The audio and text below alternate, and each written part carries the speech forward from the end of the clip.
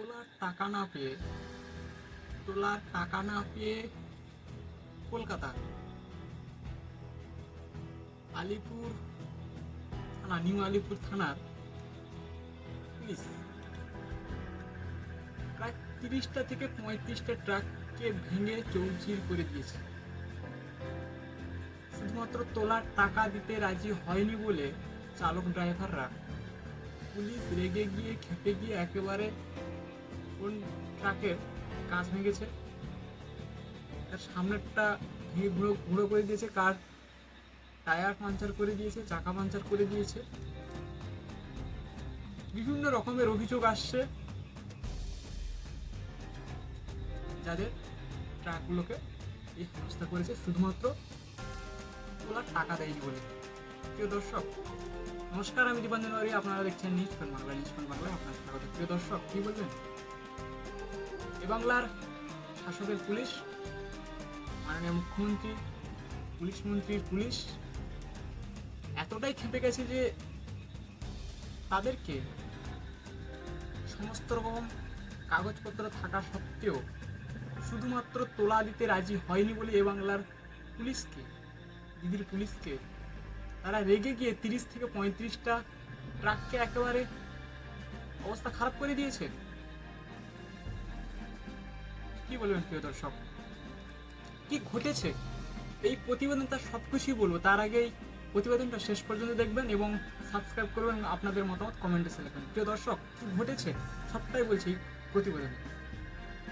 তোলার টাকা না পেয়ে একেবারে ভাঙচুর চালিয়েছে পুলিশ। এমনই গুরুতর উঠে এসেছে আলিপুর থানার পুলিশের বিরুদ্ধে, নিউ আলিপুর থানার পুলিশের বিরুদ্ধে। এই ঘটনায় ইতিমধ্যে চারজন সাব ইন্সপেক্টরকে সাসপেন্ড করেছে লালবাজার। তাদের বিরুদ্ধে তদন্ত করছে। তারা রীতিমতো কর্মরত রয়েছেন নিউ আলিপুর থানার মধ্যে। সিসিটিভি ফুটেজও তা দেখা গেছে, চিহ্নিত হয়েছে তারা। তাদের বিরুদ্ধে অভিযোগ উঠছে কি দিদির এই পুলিশের বিরুদ্ধে? তাদের বিরুদ্ধে অভিযোগটা উঠছে এইভাবে যে তোলার টাকা না পেয়ে তারা পরপর 30টা থেকে 35টা ট্রাককে একেবারে ভাঙচুর চালিয়ে দিয়েছে। বুধবার সকালে নিউ আলিপুর মোড়ে বেশ কয়েকটি ট্রাক নিয়ে এসে অবরোধ করেছিলেন ওই সব ট্রাক খালাসি এবং তাদের মালিকরা। কেন ওই দিন সকাল থেকে ধর্মঘট চলছে। ওই নিউ আলিপুর মোড়ে যখন এসে দেখে পুলিশ যে ধর্মঘট চলছে, এদিকে ট্রাকের মালিকরা এসে, ট্রাকের খালাসি ড্রাইভাররা এসে তারাও ধর্মঘটের মতো সামিল হয়েছে এবং অবরোধ করছে। কেন? তার আগের দিন গতকাল রাতে পুলিশ বেআইনিভাবে যে পণ্যবাহী ট্রাকগুলো আসছে তাদের কাছ থেকে তোলা চেয়েছিল, টাকা চেয়েছিল, ঘুষ। রাস্তায় যাতায়াত করবেন, কিছু ঘুষ দাও, আমাদের একটু পেট ভরি সংসার চালায়। কেন যেটা সরকার থেকে আমাদেরকে দিচ্ছে, আপনার করের টাকায় যে মাইনেটা পাচ্ছে, সেই মাইনায় তাদের পেট চলছে না, সংসার পালতে পারছে না, বউ বাচ্চা পালতে পারছে না, তার জন্য একটু ঘুষ চাই। আর সেটা দিতে তারা রাজি হয়নি, কারণ তাদের ন্যায্য কাগজপত্র রয়েছে, তার জন্য তাদের দিতে রাজি হয়নি।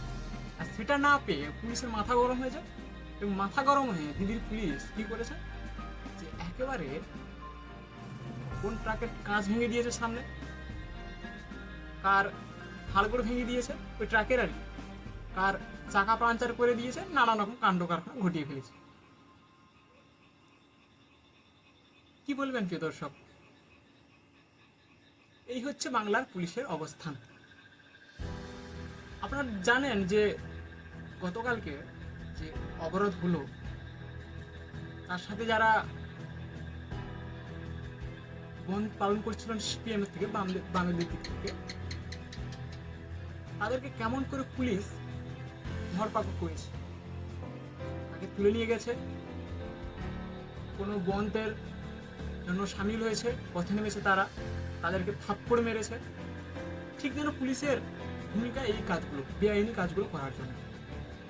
সাধারণ মানুষের অধিকার রয়েছে, গণতন্ত্রের অধিকার রয়েছে, আমাদের সংবিধান অধিকার দিয়েছে বন্ধে সামিল হতে পারে, তার জন্য তারা আন্দোলন করতে পারে। কিন্তু এইভাবে জোর জবরদস্তি বেআইনিভাবে পুলিশ তাদের কাজ চালিয়ে যাচ্ছে।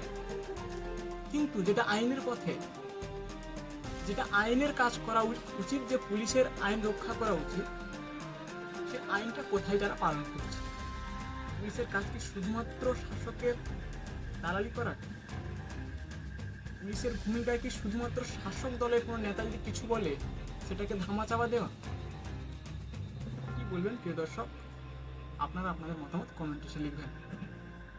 এই যদি বাংলার পুলিশের ভূমিকা হয়, তাহলে যাদের হাতে রক্ষা করার দায়িত্ব সাধারণ মানুষের হাতে ন্যস্ত করেছে, সাধারণ মানুষের দায়িত্ব ন্যস্ত করেছে যাদের হাতে, সে সাধারণ মানুষ কোথায় যাবে? তাদের পেট, তাদের রুচি নিয়ে কোথায় যাবে, কোথায় গিয়ে দাঁড়াবে? যদি পুলিশের দালালিতে, পুলিশের বেআইনিভাবে এইভাবে যদি ধান্দাবাজি চলে।